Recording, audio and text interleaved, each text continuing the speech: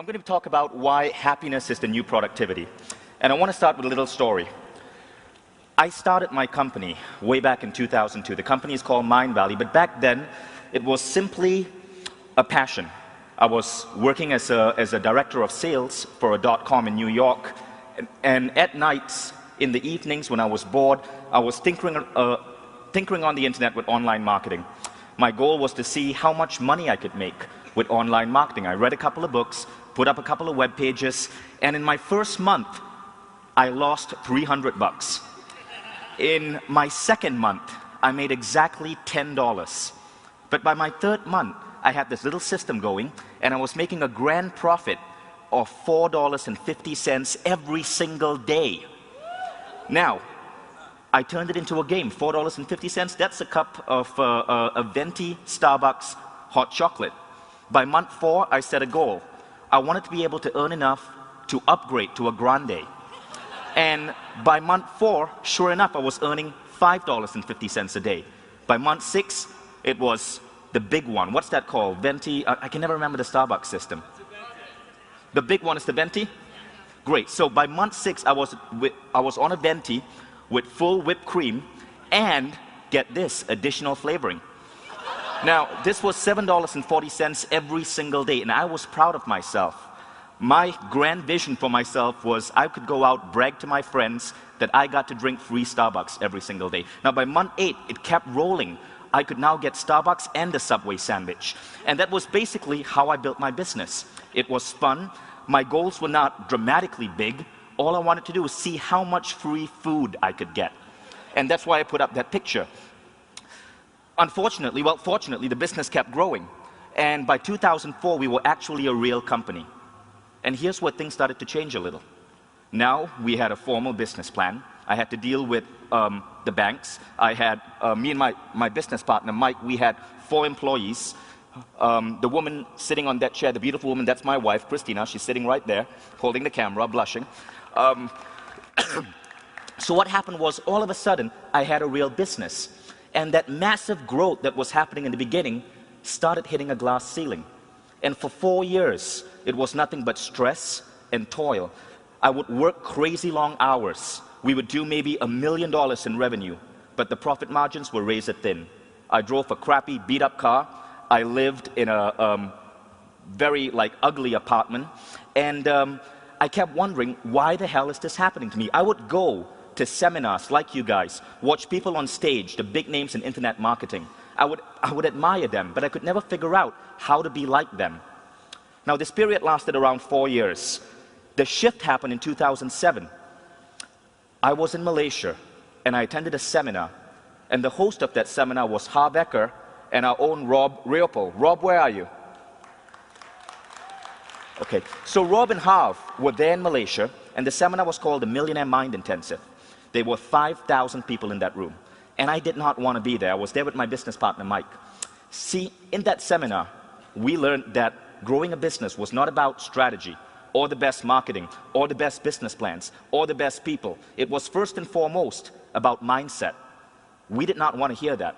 I had a computer engineering degree from one of the best universities. Mike was a Stanford MBA. We were like, this is a bunch of woo-woo BS. It's not going to apply to us.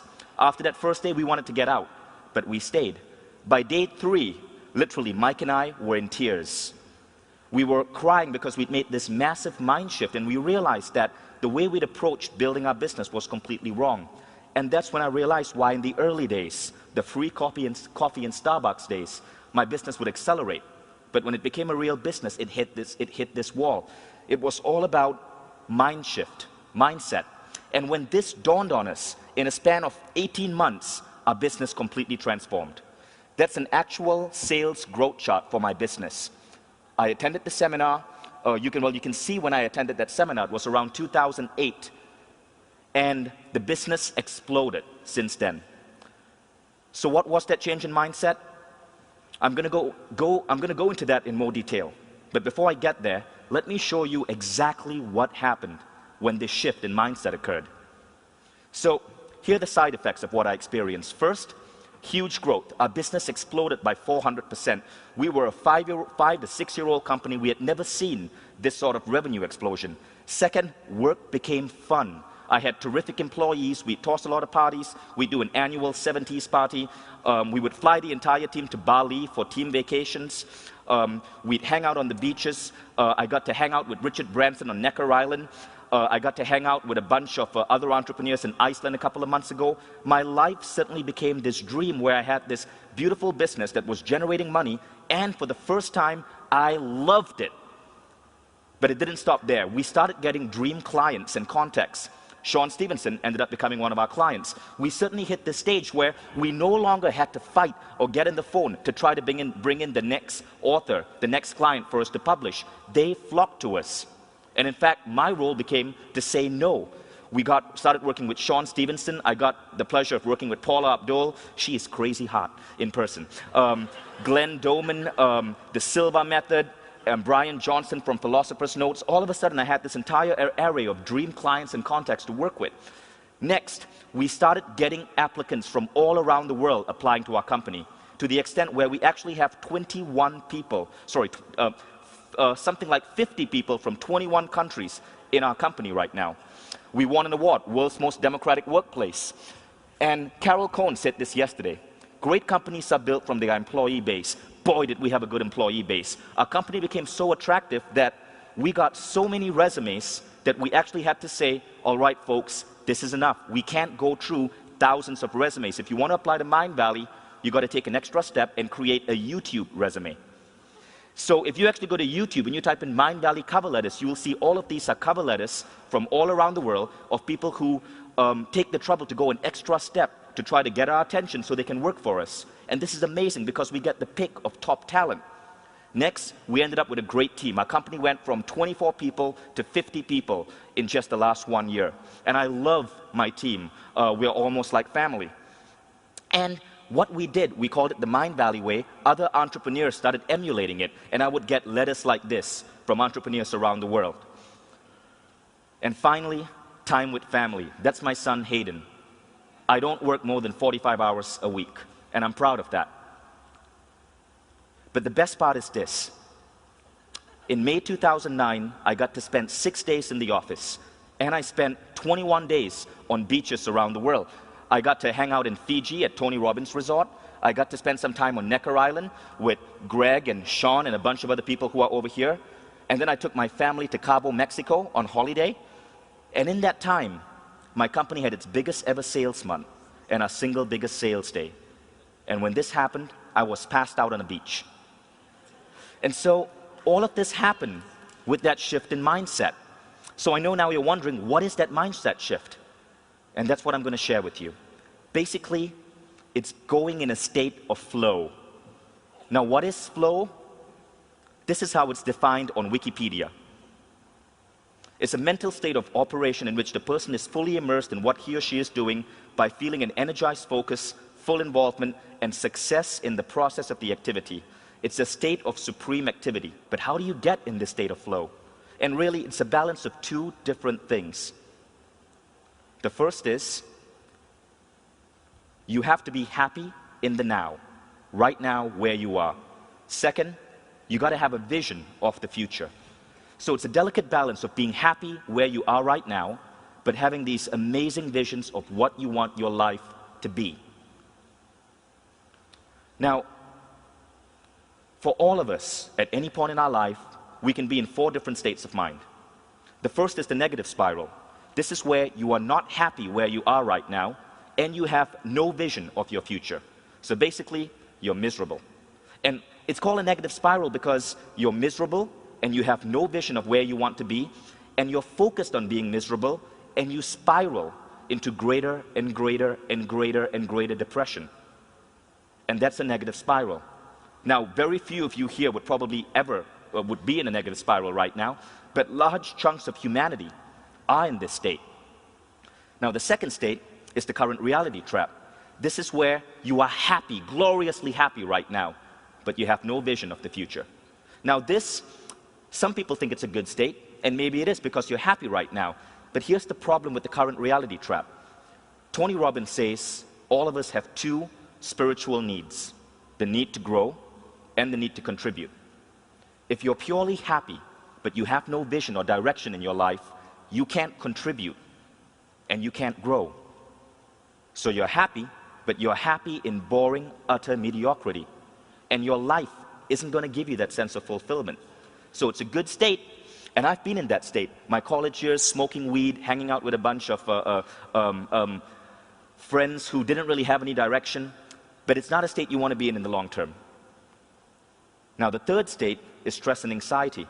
This is where you are not happy right now, but you have big visions of the future. A lot of people in the career path these days, a lot of entrepreneurs are in this state. Now, it's a good state because you have these terrific visions, you're thinking big, but it's a state where you cannot function with maximum impact because you aren't happy right now. So what is the ideal state? It's a state of flow. It's where you're happy in the present, but you have grand visions of the future. Now let's do an honest gut check right now. How many of you here would say that currently you're in a state of flow? That means you love your current job, you're happy right now, and you have amazing dreams of the future. Good, a large chunk of you. How many of you here would say that you're in a state of stress and anxiety? That means you have amazing goals, but you aren't really sure if you're going to get to these goals. And so you feel that certain amount of stress or pain. Quite a large chunk of you too. So what happened to me was that I moved from stress and anxiety to flow. I was in flow in my early days when my only intention was to play this little game and see how much free coffee I could get. And then when I started a real business, all that stress and anxiety came with it, and that baggage weighed me down. When I attended that seminar and saw Rob Leopold and Har Becker talk on stage, that set me on a different path. I started studying the works of Esther Hicks, Neil Donald Walsh. I put away the marketing books. I studied books on spirituality. And my mindset changed, and my business exploded as a result. So this is basically what it looks like. Negative spiral, current reality, stress, flow. The goal is to keep yourself in that state of flow. Now here's something interesting. Remember the movie The Secret? If you've seen The Secret, raise your hand. It doesn't matter if you liked it. In The Secret, Bob Proctor offers this equation. Thought plus emotion equal attraction. Now if you think about that, that's really similar to the definition for the state of flow. Thoughts are your visions of the future, the thoughts of who you want to be, what you want to attract into your life. Emotions are your feelings of what's going on in your life right now. In other words, it's the exact same equation. So whether the state of flow is what scientists call it, being in a state of supreme creativity, or whether it's something more mystical, as Bob Proctor calls it, the state where you attract the law of attraction, it doesn't matter. The fact is, being in that state of flow magnifies the impact of whatever you do. And when you're able to consciously put yourself in this state, it's almost as if the universe bends in your favor. Now, there's something very important which I want you guys to realize, and it's called the paradox of intention. You must have goals, but your happiness cannot be tied to these goals. So you can have these big, crazy dreams of where you want your life to be, but you will accelerate towards those dreams faster if you're happy in the now, if you're content. In other words, the happiness comes from the journey, not the destination. You guys know what I'm talking about? So I want to go back to what Tony Sia said yesterday.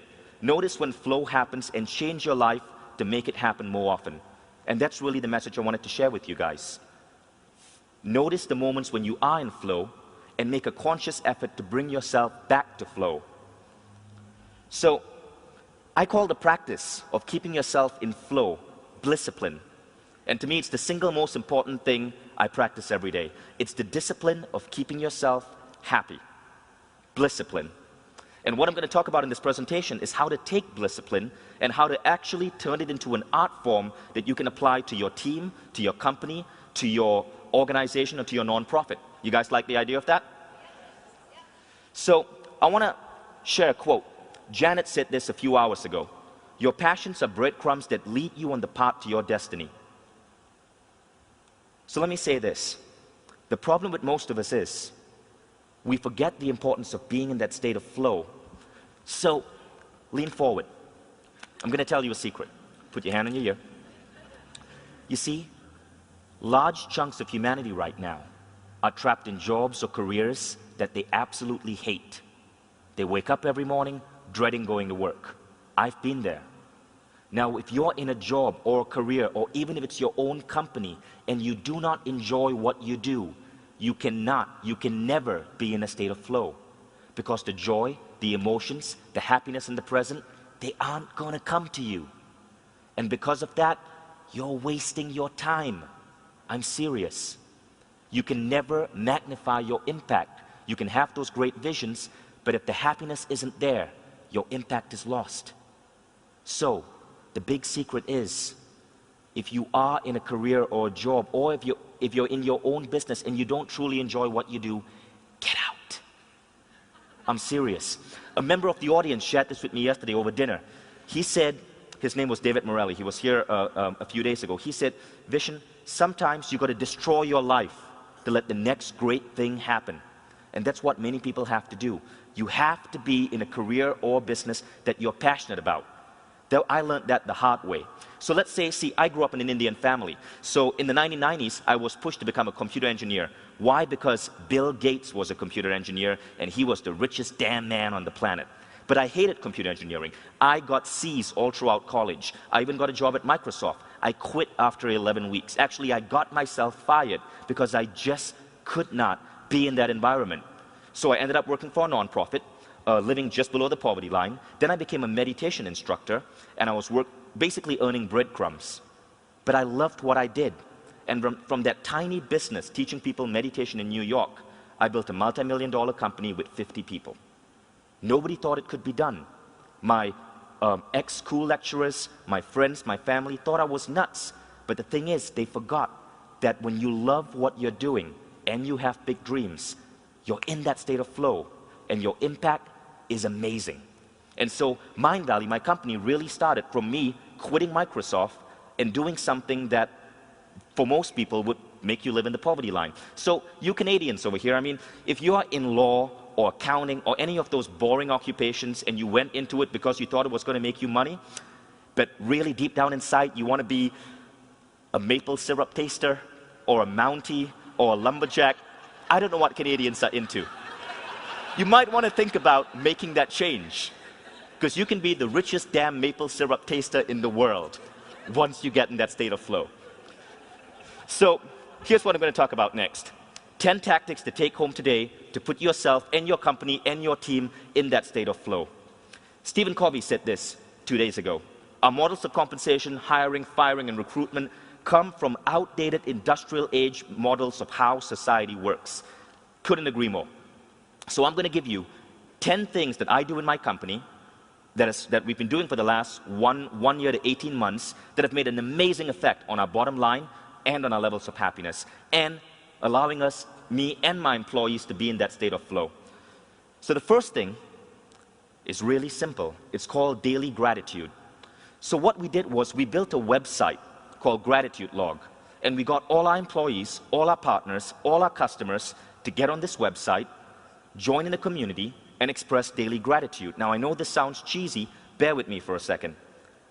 Lynn Twist said this a few days ago, what you appreciate appreciates. What we found is that when you start your day expressing gratitude for what you did in the last 24 hours, you tend to magnify your happiness, and you tend to grow that elements of your life that you're thankful for. So if you were to look at Gratitude Log, you'll see something like this. You'll see that we've got our entire community, employees bring on their family, bring on their daughters, their sons. We have our partners, we have our customers, and every morning I log into Gratitude Log and I get to see what people in my team are happy about. I can see that my business partner, Gay Hendricks, is joyful about his cat. I can see Max Simon, who's a guy I'm mentoring, is happy that he got to spend some time helping a couple of entrepreneurs. I can see Evan, who's one of my employees, happy about free time to think. I can see Serena, one of my customers, giving a gift of appreciation to Sean Stevenson, who's one of my clients. So it's a beautiful system. And the funny thing is, scientists are now saying that when you express gratitude, your happiness goes up dramatically. They did a little study in a university in California. I can't remember the name of the university, but they found that just expressing gratitude for a few minutes daily, after 30 days, your overall happiness goes up by 25%. Imagine we have millions of Americans hooked on Prozac and other BS pharmaceuticals that supposedly make you happy. Yet, all you got to do is practice this daily practice of gratitude, and the effects beat the drugs. Now, of course, the drugs are going to be around for a while because the pharmaceutical lobby in Washington, massive. The gratitude lobby, not so big. But you get what I'm talking about. Okay, now next, we started doing something called the Awesomeness Report. Rather than have regular company meetings, every Tuesday, I get in front of my entire team, and a day before, I send them an email that says, hey team, you know the drill, send me your awesomeness updates for the week. And I ask them for cool stories of things they did outside work, stories of records that they broke in work, new product launches, new sales, new innovations. We compile all of these, and we do this like powerful, motivating PowerPoint, celebrating all our successes of the previous week. We started this a year ago. In the last year, our revenues have grown 400%, and I believe there's a connection. See, what we're doing in the Awesomeness Report is really taking the process of gratitude and formalizing it. Rather than having company meetings where you bitch and moan about what went wrong, you have company meetings where you celebrate what went right every single week, and you recognize your employees who did something cool in that week.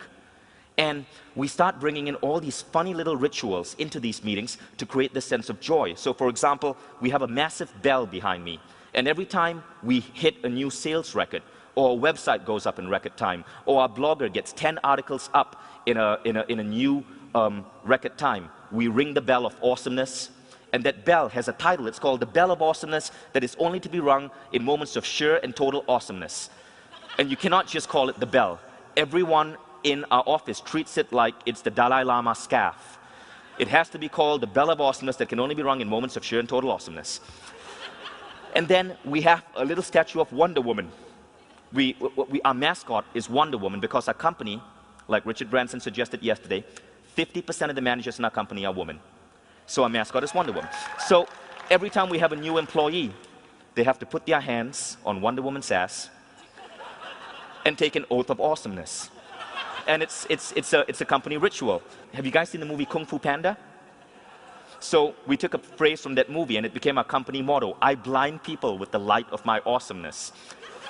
And you'll notice the Starbucks cup, you'll notice Wonder Woman, the dog over there, that's my dog, Ozzy, he's our director of PR. You would not believe how much free PR you get from having a dog as your director of PR. We got in Wired magazine, in TechCrunch. They wouldn't write about our technology, they'd just write about this funny company in Malaysia that had a dog as its PR director. Actual PR people hated me for that. And then our company meeting started getting so joyous, so powerful that guests would come in to attend and to speak. Sean Stevenson, when he was in Malaysia, he attended our company meeting. You'll see Sean, he's the short guy. He's one of my best friends, I can make jokes like that.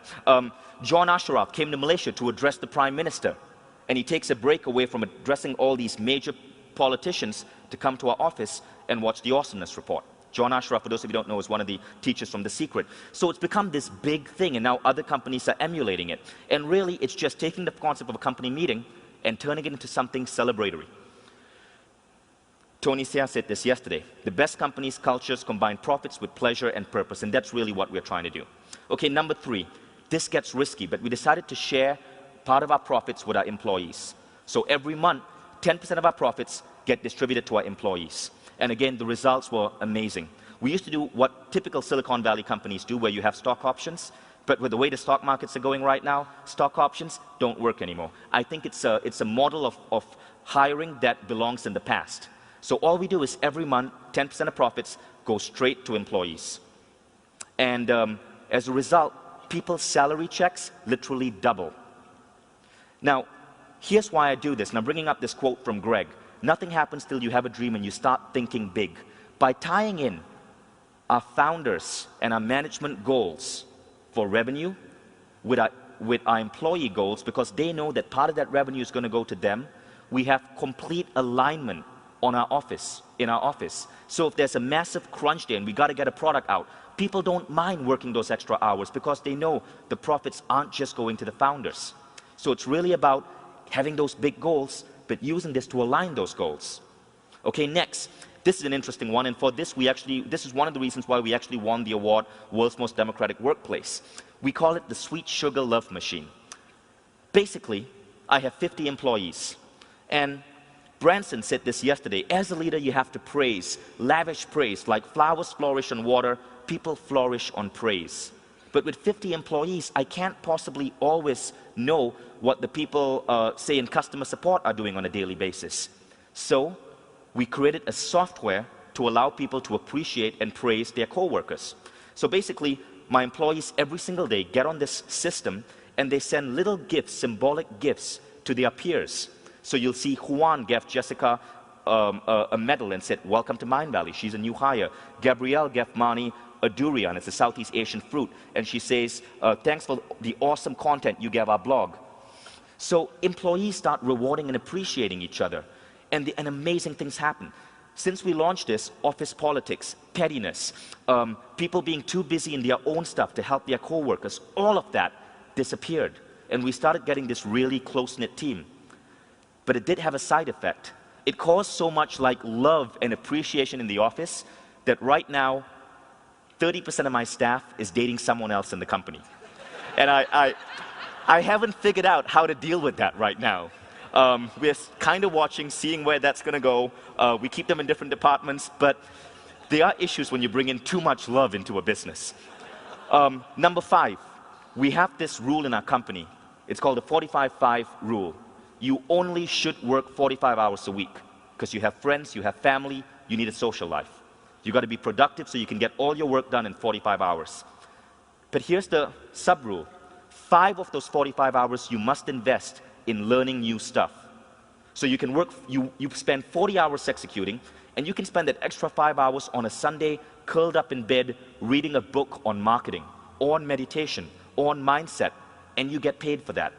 We really want to encourage people in growing themselves.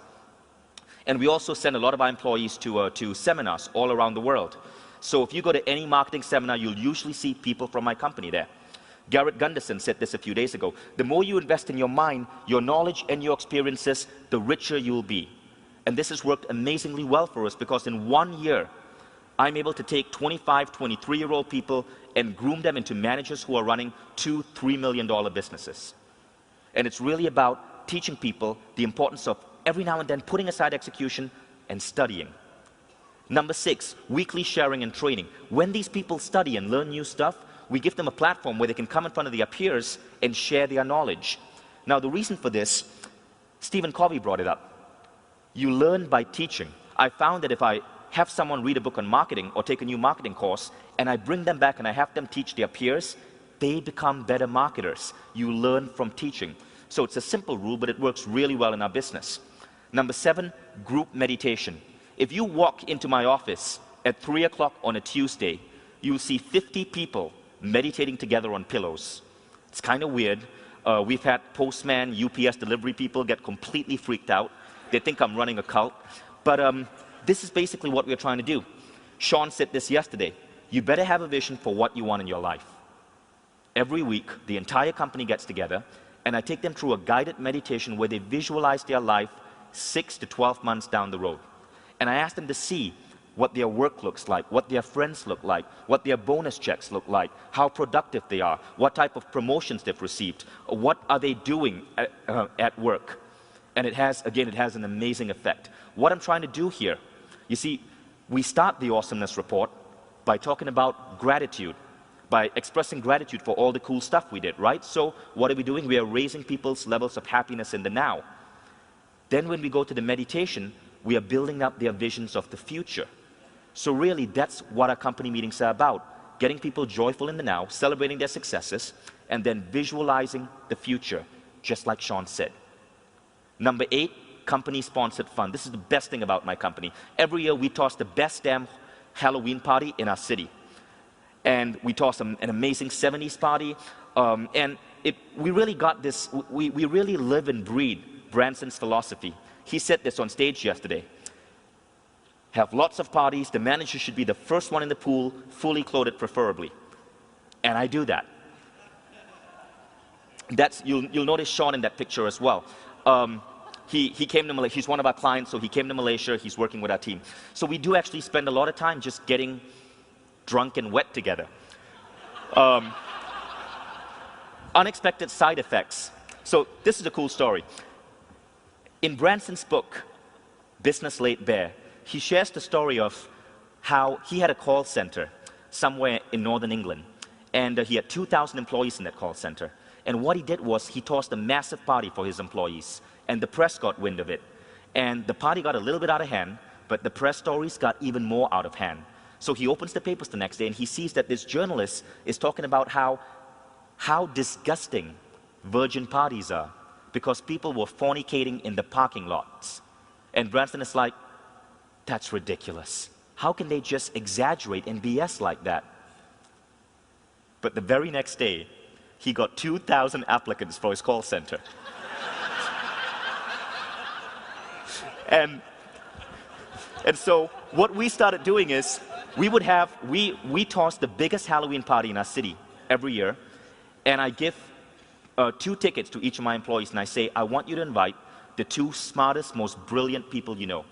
So they bring in all their best, their smartest friends. And we end up hiring those people at the party.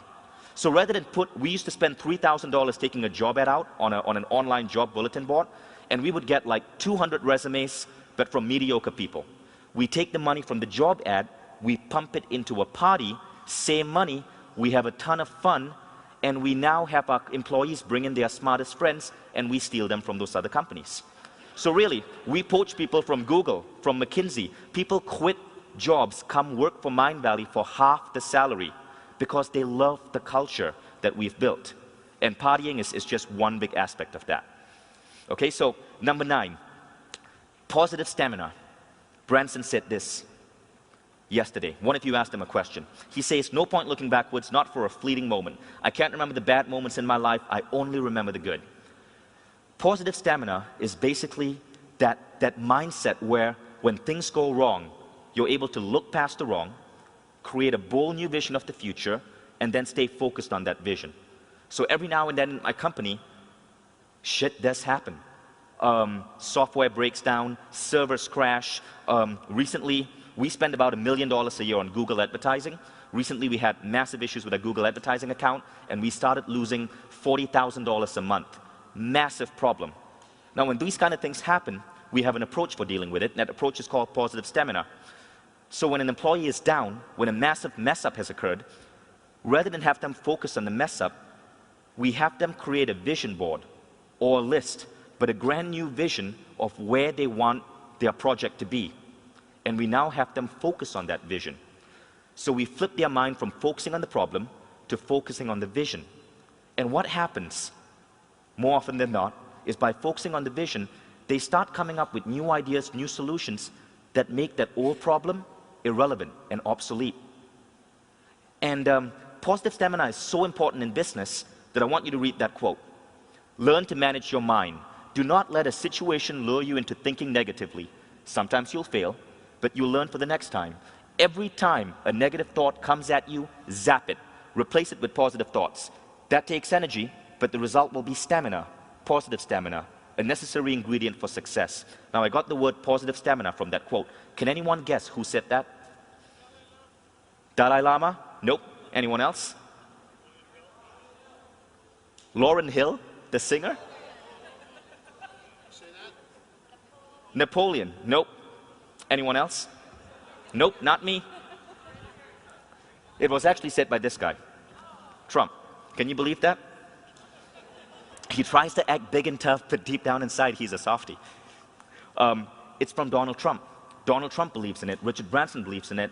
You might want to try believing in it too. There's amazing truth in that idea. Next, the final thing that we do, experiences and connections. Eben said this 2 days ago. The 5 closest people you hang out with will average out to who you become. Now, in my business, I used to do everything. I do the HR, I do the hiring, I would come up with a business strategy, but after a while, I could not do all these things. And I had to groom people. I had to create a director of HR, a director of marketing, person who's an expert at new strategy. Now, the way I do that is by working with their self-image. What I do is, I have people in my company exposed to brilliant minds. I expand their circle. So the 5 people that they typically work with or that they are in contact with, I expand this. And by doing so, we allow them to grow dramatically well. So some of the things we do, when there are speaker gatherings in our city, we basically host a party, invite all these amazing minds together, and we have them mingle with our employees. We send our employees to some of the most important, biggest conferences around the world. That's Alex. She's one of my top marketing people, and we invest a ton of money to send her all the way from Malaysia to San Diego to hang out with Frank Kern and Jeff Walker, who are two of the best minds in marketing. And she actually became friends with them. So by taking people in my team and exposing them to brilliant minds, they themselves see an increase in their level of brilliance. Sean Stevenson, who works with us, he's friends with maybe 3 or 4 people in my company, not just with me. And he adds a light and a certain amount of knowledge, and he helps these people grow just by being their friend. Am I right, Sean? Sean needs attention every now and then. Okay? I'll allow you to get a couple of words in. Okay, so it really is about experiences and connections. Whenever we have a best-selling author visit our city, we bring him into our office. He gets to sit for the awesomeness report, and he gets to meet our employees. That's Mark Joyner. Any of you heard of Mark Joyner? Brilliant marketer. Mark Joyner came to our office. He befriended one of our employees, and he's now helping this employee get his book published. So I believe in creating friendships, not just with me and my clients, but with my employees and my clients. So the real message is this: you're happy when you help others become happy. That's what the Dalai Lama said. And by building a business where you focus on keeping your employees happy,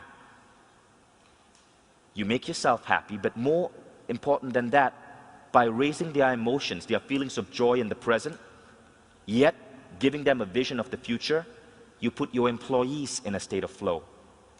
And that's why I have some 50 employees, and they are just amazing with the work they do. I know that when I leave my office for weeks, stuff gets done. And the average age in my office is 24.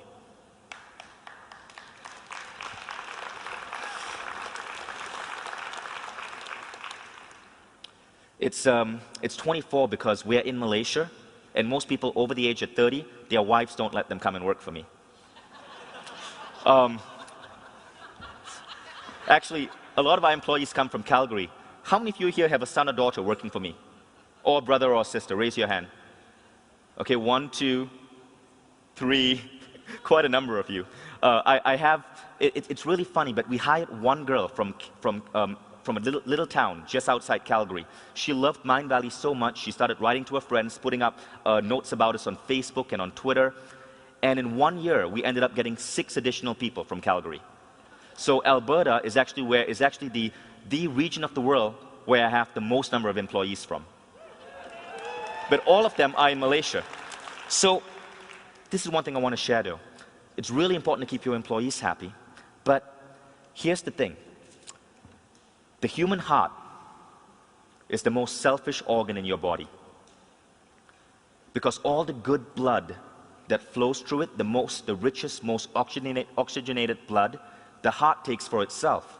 It takes all the good blood, the best oxygenated blood, and then it lets the rest flow to the rest of your organs. Selfish, I know. But if the heart did not do that, the heart would die. And if the heart died, it takes out all the other organs with it. So the heart has to be selfish for all the other organs to live. And the key idea here is, you've got to be selfish. You've got to make sure your own happiness comes first. And only then you can apply all these things to make your business, your employees, your co-workers happy. You got to start with yourself. Do you guys agree? So I'm actually way ahead of schedule. That's all I had to share right now. So, I do want to acknowledge this. Stand up, Craig. No, seriously, stand up. You guys don't know this, but in our midst, we have the world's number 3 top white rapper. Number 1 is Eminem, number 2 is Vanilla Ice, number 3 is Craig Handley of CR Group.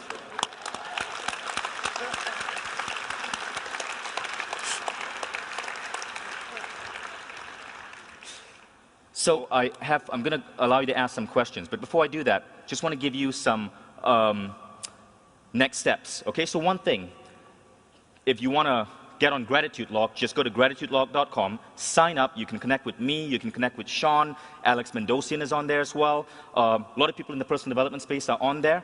And it's just an amazing way to boost your levels of daily happiness. Next, get on our blog, finderminds.com. I have about 250,000 subscribers. We bring in tons of new ideas in personal development.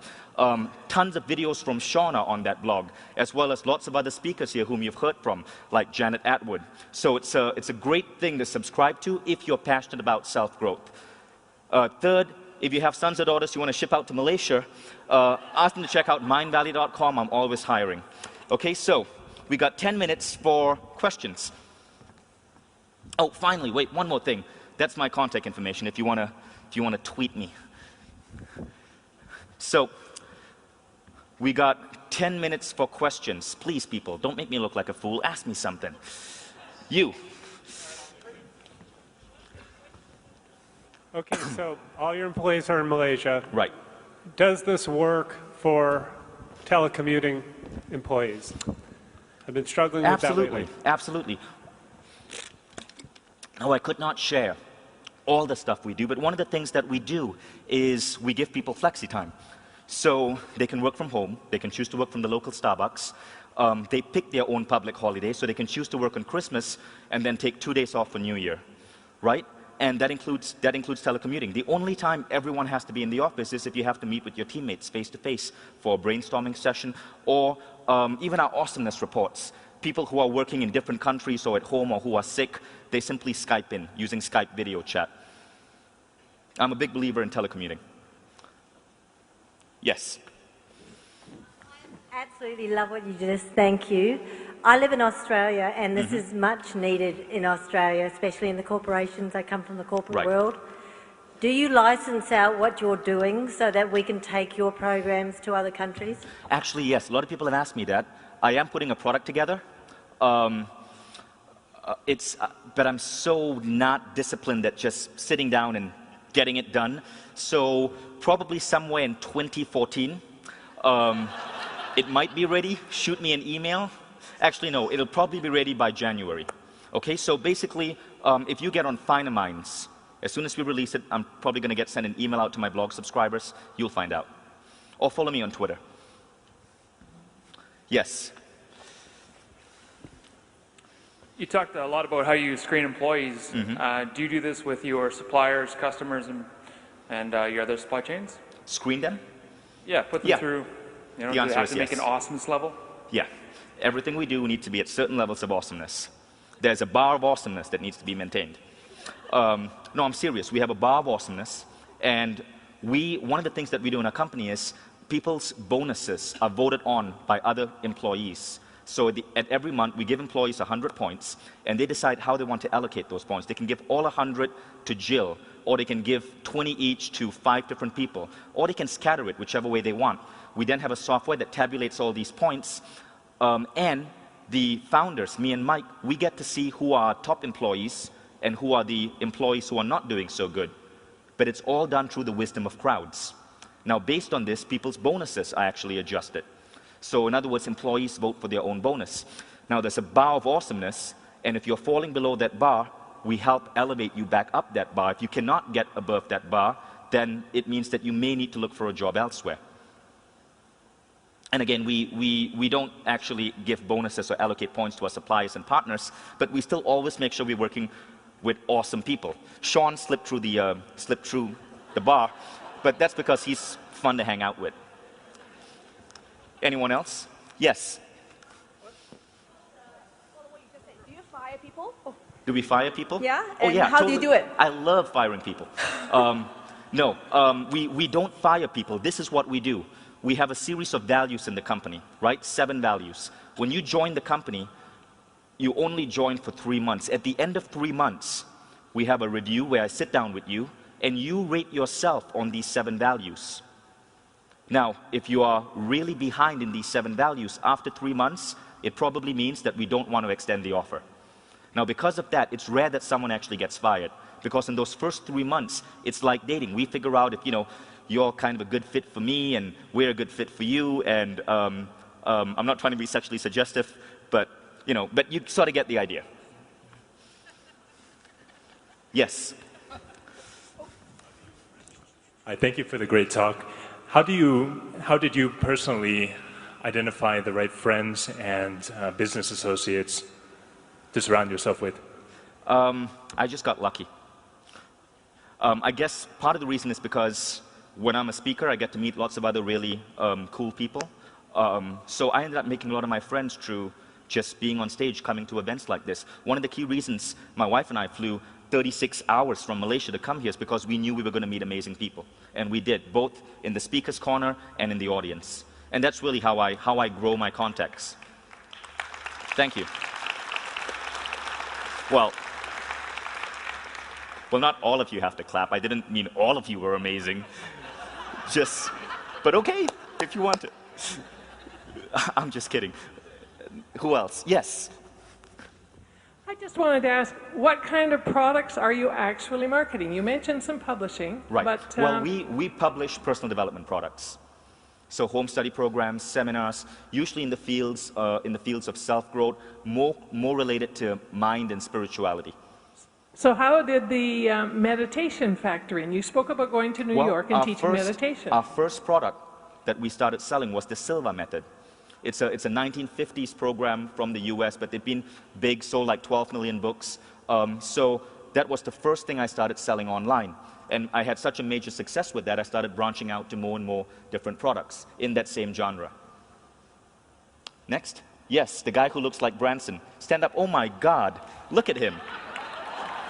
It's like Branson 20 years ago. Thank you, thank you. I have a question. I make documentaries and I write books about self-development. And I think it would be such a great story to make a documentary about your company and you.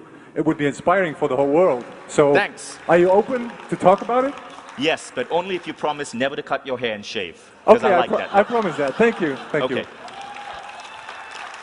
Yes, the young one.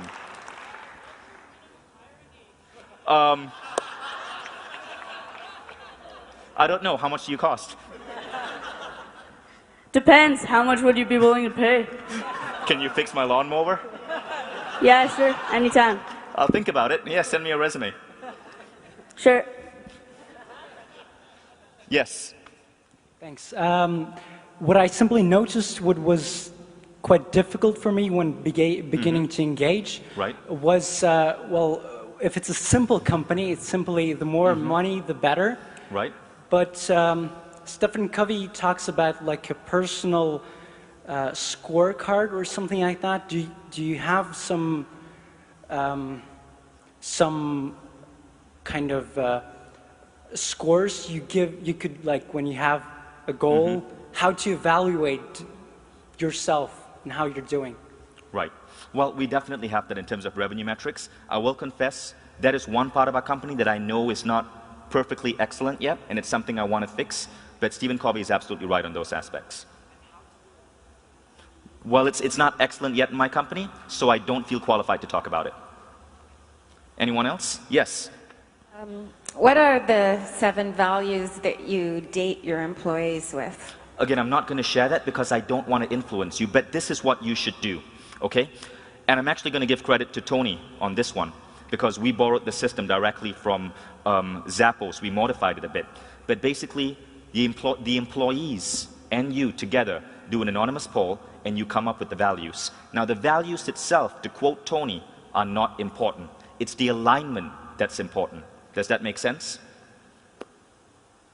So basically, I mean, if your company decides as a whole that dolphins are cool and the value is dolphins are awesome, that's fine as long as everyone is aligned along with that value. I'm bad at coming up with useful examples. Okay, next, you. Just have a question. I work in a government organization where we have a lot of unionized employees. So I'm just curious, when you were going through your transition period from where you were at your kind of struggling phase to break through to when you just catapulted, what did you do to get everyone to buy in and really want to go with that? That's a good question. Now, it takes a while. Like when I first started the Awesomeness Report, it wasn't as wild and crazy as it is right now. We started simply by acknowledging people for cool stuff that they did. When we first started the profit sharing, we started with a smaller share of the profits just to see how things went. When we started with employees voting on each other's bonuses, we started with a smaller percentage of bonus. So you start small, you test, you experiment, and if it works, you expand that experiment. So that's basically what I've been doing for the last 1 year, experimenting with different elements of influencing the culture of a company. Yes, and that would be the last question. Hello, are you developing your employees to be entrepreneurs or long-term employees? Now, both. One of the things that I look for are intrapreneurs. In other words, people who can join a company, be highly innovative, come up with amazing solutions to problems, but not necessarily the type that wants to branch out, leave, and start their own business, because that wouldn't be healthy for the company. Still, we get some entrepreneurs in the company. And what we sometimes do is, when they feel that bug to get out and do it on their own, we basically partner with them and launch a subsidiary of Mindvalley. Now, Branson did the same thing with Virgin. So in the last 1 year, I've started 3 different companies, but all were started by employees of mine who had ideas of, say, taking our products and translating them to Russian or to Latin American, or taking personal development for adults and coming up with a spin-off for kids. So we started Mindvalley Russia, Mindvalley Latin America, and Mindvalley Parenting. And these were basically me partnering with my employees. Okay, so that's the last question. Thanks.